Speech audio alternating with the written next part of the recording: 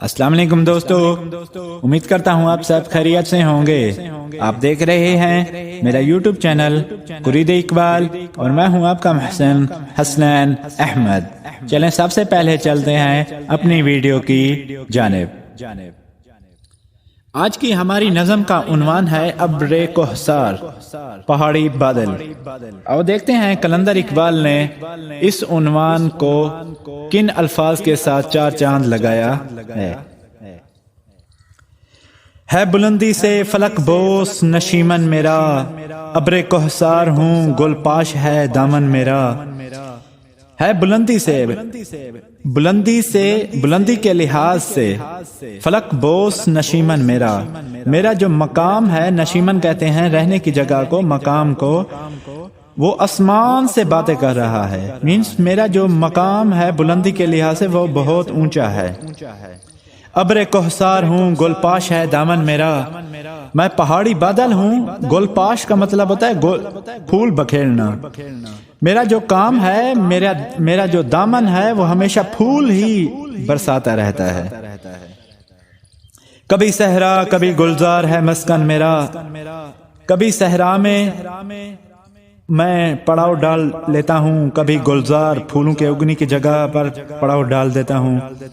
شہر وہ ویرانہ میرا، بحر میرا بن میرا، کیا شہر کیا ویرانہ، ہر جگہ میں برستا رہتا ہوں۔ چاہے وہ سمندر ہو چاہے وہ جنگل ہو، میں ہر جگہ برستا رہتا ہوں۔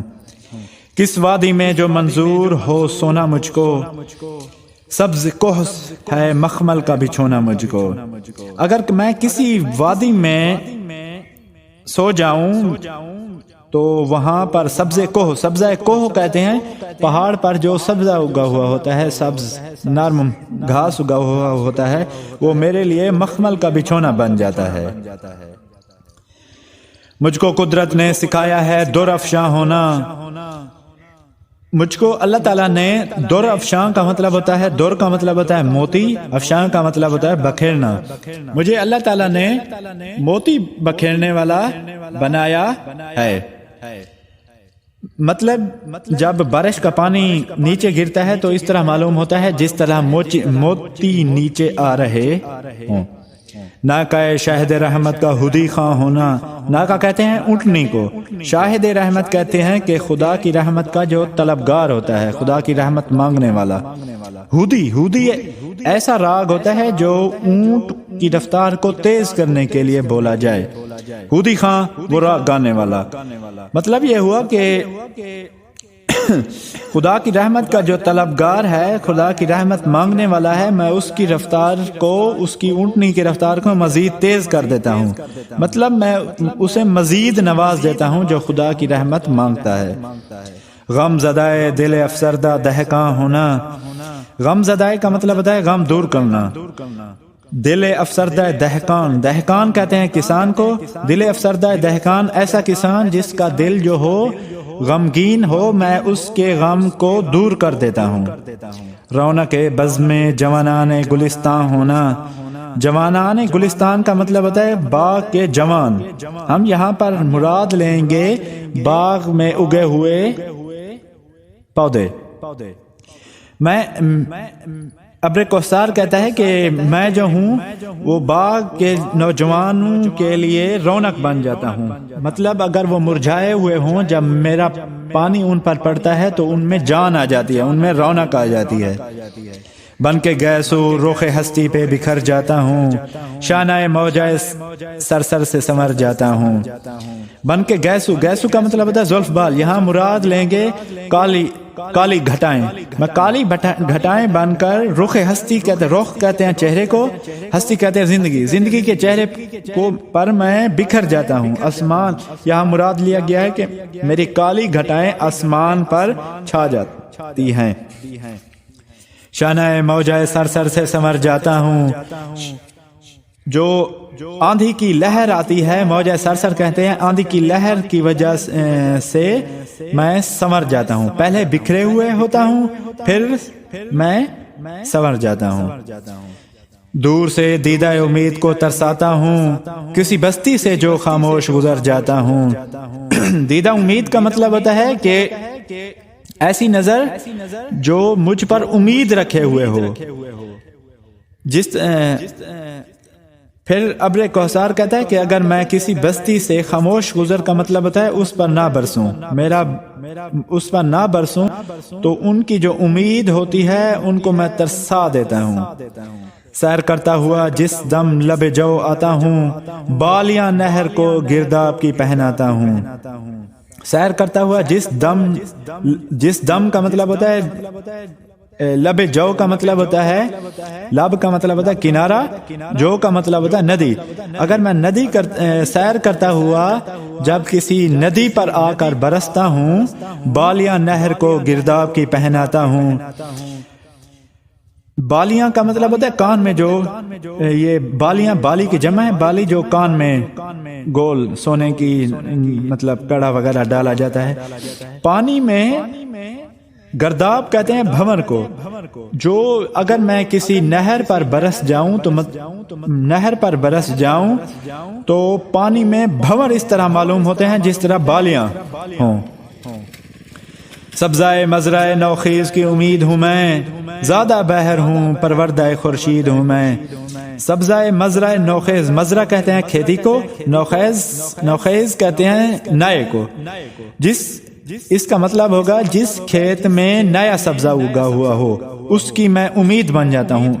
یہاں پر لفظ سبزہ استعمال کیا گیا ہے، لیکن ایسا سبزہ مراد لیں گے جو سوکھ رہا ہو، پانی کی کمی کی وجہ سے سوکھ رہا ہو.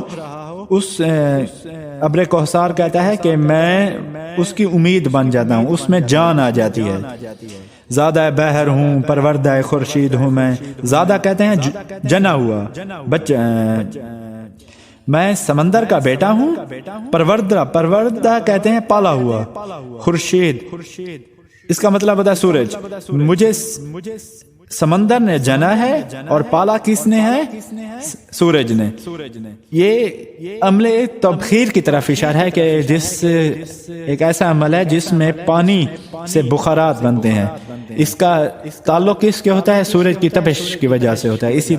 اسی لیے وہ کہتا ہے کہ میں پروردہ خورشید ہوں میں.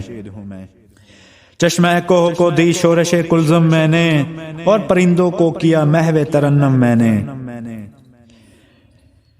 چشمہ کوہ، پہاڑ پر جو چشمہ ہوتا ہے، میری اگر میں وہاں پر برس پڑوں تو چشمہ کوہ جو ہوتا ہے وہ اس طرح شور پیش کرتا ہے جیسے شورش کلزم ہو. کلزم ایک سمندر کا نام ہے، گہرا سمندر کا نام ہے. اور پرندوں کو کیا محو ترنم میں نے. محو کا مطلب ہوتا ہے گم، ترنم کا مطلب ہوتا ہے گیت. اور پرندے جو ہوتے ہیں جب میں برستا ہوں تو وہ خوشی سے گاتے ہوئے جھوم جاتے ہیں. سر پہ سبزہ کے کھڑے ہو کے کہا کم میں نے. سر پہ سبزہ، یہاں پر بھی ایسا سبزہ مراد لیا گیا ہے جو سوکھ رہا ہو. کم کا مطلب ہوتا ہے زندہ ہونا. جس طرح حضرت عیسیٰ علیہ السلام کسی مردے کو کہتے تھے کہ کم، وہ اللہ تعالیٰ کے حکم سے کھڑا ہو جاتا تھا. اسی طرح ابر کوثر کہتا ہے کہ اگر ایسا کوئی سبزہ ہو وہ سوکھ رہا ہو تو میں بھی اس سے کہتا ہوں کم، وہ اس میں جان آ جاتی ہے. مطلب یہ ہے. غنچہ گل کو دیا ذوق تبسم میں نے. غنچہ کہتے ہیں بین کھلا پھول. غنچہ گل کا مطلب ہوتا ہے بین کھلا پھول کو دیا ذوق تبسم. ذوق کے تبسم کا مطلب ہوتا ہے تبسم کا ذوق. یہاں مراد لیں گے کلی سے پھول بننا. غنچہ گل کو دیا ذوق تبسم میں نے. فیض سے میرے نمونے ہیں شبستانوں کے. شبستان کہتے ہیں امیروں کا محل. جھونپڑے دامن کوہسار میں دہقانوں کے. دہقان کسان کو کہا جاتا ہے. دامن کوہسار پہاڑ کے دامن میں. یہاں پر ابر کوثر کہتا ہے جب میں برستا ہوں تو میرے فیض کی وجہ سے جو دامن کوہسار پہاڑ کے دامن میں کسانوں کے جھونپڑے ہیں وہ ان میں اس طرح رونق آ جاتی ہے جس طرح امیروں کے محل میں. جس طرح امیروں کے محل میں امیر لوگ جو ہیں وہ عیش کے ساتھ زندگی بسر کرتے ہیں. جب میں برستا ہوں تو غریب کے جھونپڑے میں بھی اسی طرح رونق آ جاتی ہے. والسلام.